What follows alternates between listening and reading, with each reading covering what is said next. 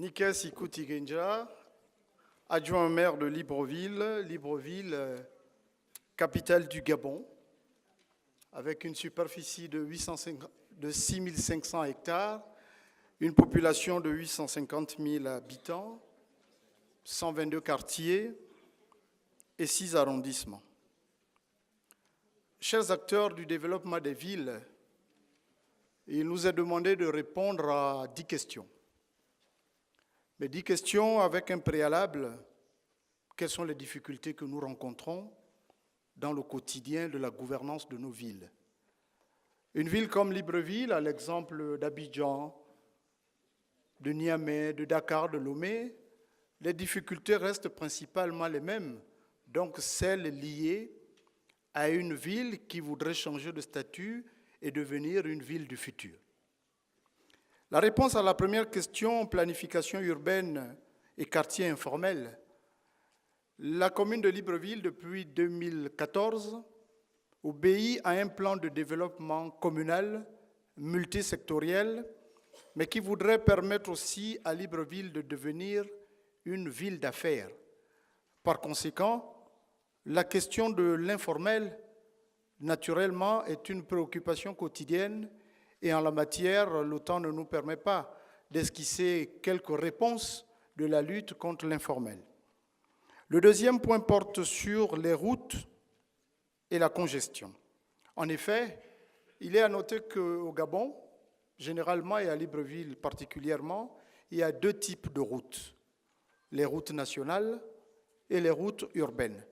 Les routes nationales dépendent directement de l'État central et les routes urbaines des différentes communes, à l'exemple de Libreville.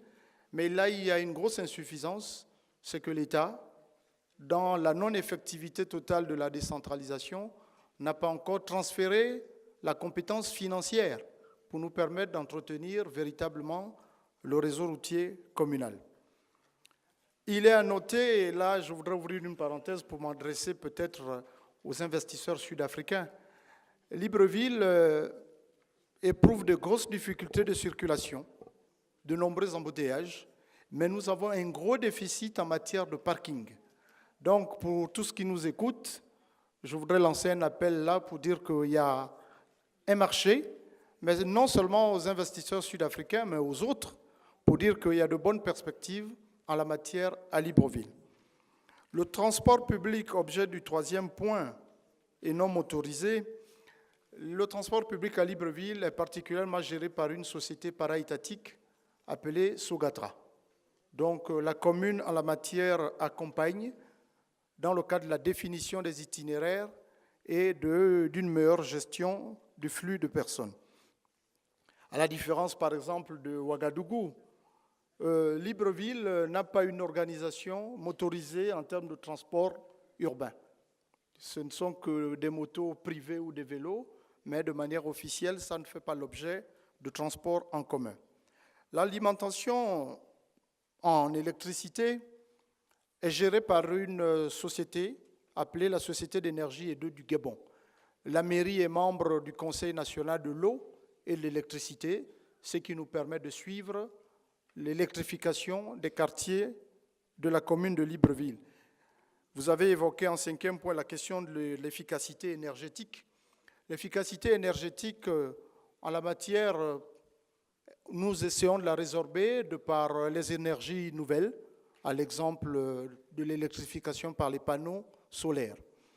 En matière d'adduction d'eau, je peux me permettre de dire que Libreville, le Gabon partant étant un pays baigné de beaucoup d'eau, à ce niveau, on peut se permettre de dire qu'à 80%, 90%, la commune de Libreville est véritablement couverte en eau. Le 7e point porte sur les eaux de ruissellement et contrôle des infrastructures. En la matière, la gestion des eaux se fait plutôt de par l'activité privée. C'est-à-dire que ce sont les ménages, mais sur la base d'un mécanisme naturellement contrôlé et suivi par l'inspection municipale d'hygiène, nous essayons donc autour de cette entité de terrain de gérer la question des eaux de ruissellement. C'est la même politique que nous avons en matière de gestion d'infrastructures d'égouts. Voilà. Il faut dire que là, c'est un secteur qui rentre dans le cadre des innovations de la gouvernance et que nous essayons de mieux cerner. Le 9e point porte sur le service des ordures ménagères. Libreville, en partenariat avec une société privée appelée Averda, est la principale société qui s'occupe donc de la gestion des ordures ménagères dans la commune de Libreville. S'agissant du dernier point, service de santé, il est à noter que Libreville, en la matière, est doté d'infrastructures de dernière génération, donc de secteurs tertiaires, ce qui nous place quand même en compétitivité avec d'autres villes pour la couverture sanitaire de la capitale gabonaise. Voilà, chers acteurs du développement des territoires comme nous, en quelques mots, la synthèse et la réponse que j'apporte aux questions que vous avez posées. Je vous remercie.